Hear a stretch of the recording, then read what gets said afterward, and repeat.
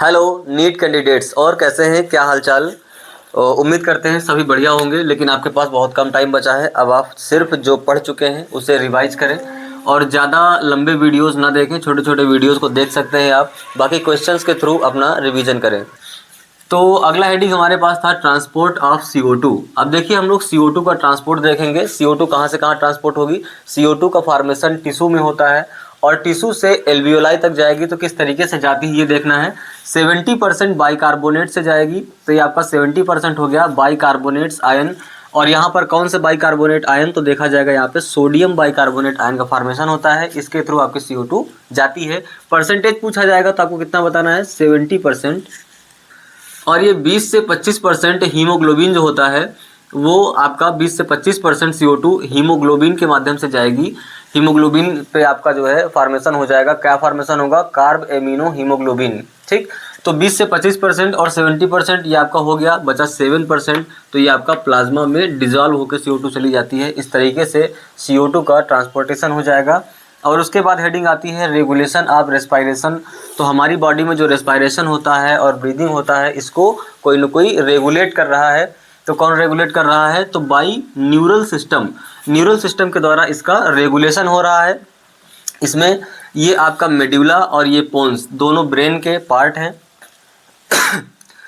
Medulla में respiratory rhythm centre होता है और रेस्पायरेटरी रिदम सेंटर जो होता है वो प्राइमरी रिस्पॉन्सिबल है किसके लिए, रेगुलेशन ऑफ रेस्पायरेशन के लिए।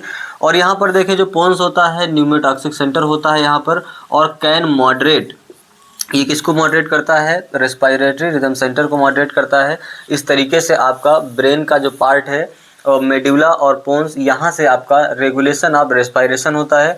और अगली चीज़ हम देखते हैं यहाँ पर chemosensitive area present adjacent to the rhythmic centre. यहाँ पर आपका कीमोसेंसिटिव एरिया होते हैं जो कि हाईली सेंसिटिव होते हैं किसके लिए, CO2 के लिए और H+ के लिए। CO2 और H+ के लिए हाईली सेंसिटिव होते हैं। जैसे ही CO2 और H+ की मात्रा ज़्यादा होती है, इंक्रीज करती है, तुरंत एक्टिवेट हो जाते हैं और ब्रेन को ये आदेश करते हैं कि थोड़ा ब्रीदिंग रेट को इंक्रीज किया जाए ताकि सारी चीज़ें कंट्रोल में आ सके। तो वैसे भी देखा जाए तो CO2 और H+ हमारी बॉडी के लिए बहुत ज़्यादा ज़रूरी नहीं है। ज़रूरी क्या, ये हमारे बॉडी का वेस्ट मटेरियल है। तो वेस्ट मटेरियल मतलब गंदगी है। और गंदगी के लिए हमारे शरीर में कीमोसेंसिटिव एरिया जो एरिया पाए जा रहे हैं और हाईली सेंसिटिव भी हैं। यही हमारे साथ भी होता है, समाज में भी यही होता है कि कभी आप देखेंगे कि आप भले ही लाख अच्छाइयाँ कर लें, लेकिन लोग हो सकता है आपका नाम ना लें, लेकिन आपकी एक गंदी आदत या एक गलत काम आपका पूरा नाम डुबा देगा। वैसे ही यहाँ पर देखिए हाईली सेंसिटिव है किसके लिए, गंदगी के लिए, CO2 और H+ के लिए। ऑक्सीजन लाइफ गैस है जिसकी वजह से आपका पूरा लाइफ चल रहा है, उसका यहाँ पर कोई सेंसिटिव नहीं है। होता है receptor associated with aortic arch और कैरोटिड आर्टरी। यहाँ पर दो जगह आपका हाईली सेंसिटिव एरिया CO2 और H+ के लिए होता है। रिसेप्टर वहाँ पर होते हैं और वो रिसेप्टर बताते हैं कि CO2 की मात्रा ज़्यादा हो गई या कम हो गई, ये सब अपना रेगुलेशन वहाँ से होता है। अगला देखिए, अगर हम बात करें रोल ऑफ O2 की, इज़ क्वाइट इनसिग्निफिकेंट, बहुत ही थोड़ा मान के चलिए ना के बराबर रोल है। मतलब हम सांस तभी लेते हैं जब बॉडी में CO2 ज़्यादा होती है, ना कि O2 कम।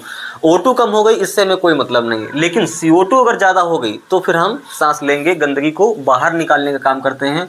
इस तरीके से हमने आपको ये सारी चीज़ें बता दिया है। अगर आप नोट करना चाहते हैं तो वीडियो को पॉज करके इसको नोट कर सकते हैं। अभी हम आपको बहुत ज़्यादा डिटेल में कई सारे एग्जाम्पल लेके नहीं समझा रहे हैं क्योंकि आपका समय बहुत इंपॉर्टेंट है इस समय। तो बहुत ही कम टाइम बचा है आपके पास, चीज़ों को ज़्यादा से ज़्यादा NCERT की लाइन्स को रीडिंग करें। ये छोटा सा वीडियो बनाते हैं आपके लिए, इसको देखने के बाद NCERT की लाइन्स को रीड करेंगे तो आप आसानी से कर पाएंगे। इसके बाद थोड़ा सा आपका डिसऑर्डर वाला पोर्शन बचता है, वो आपको बता देते हैं। इसके बाद आपका ये चैप्टर फिनिश हो जाएगा। डिसऑर्डर ऑफ रेस्पायरेटरी सिस्टम में सबसे पहला डिसऑर्डर है आपका अस्थमा।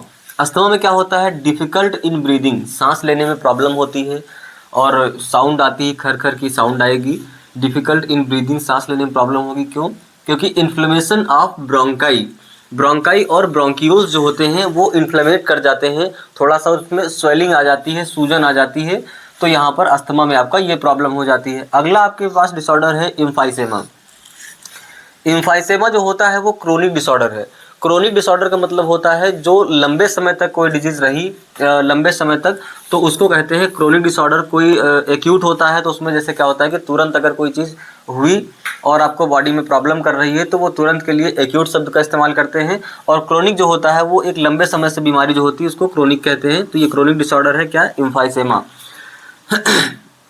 इसमें डैमेज एल्वियोलाई, एल्वियोलाई जो होती है, हमने आपको कहा था कि एल्वियोलाई कुछ ऐसा स्ट्रक्चर होता है पर गैसियस एक्सचेंज होता है। तो ये आपका फाइनली जो लंग्स होते हैं, लंग्स का स्ट्रक्चरल और फंक्शनल यूनिट होता है, ये डैमेज हो जाता है। जब ये डैमेज हो जाएगा तो यहाँ पर सरफेस एरिया जो होगा डिफ्यूजन के लिए वो घट जाएगा, सरफेस एरिया घट जाएगा तो फिर क्या होगा, प्रॉब्लम करेगा। ये सब किस में होता है, एम्फाइसेमा में होता है। और ये आपका ओआरडी, ओआरडी का फुल फॉर्म आप नीचे कमेंट सेक्शन में बताएंगे क्या होता है, एनसीईआरटी में लिखा हुआ है, चलो बता देते हैं। और यहाँ पर होता है ऑक्यूपेशनल रेस्पिरेटरी डिसऑर्डर।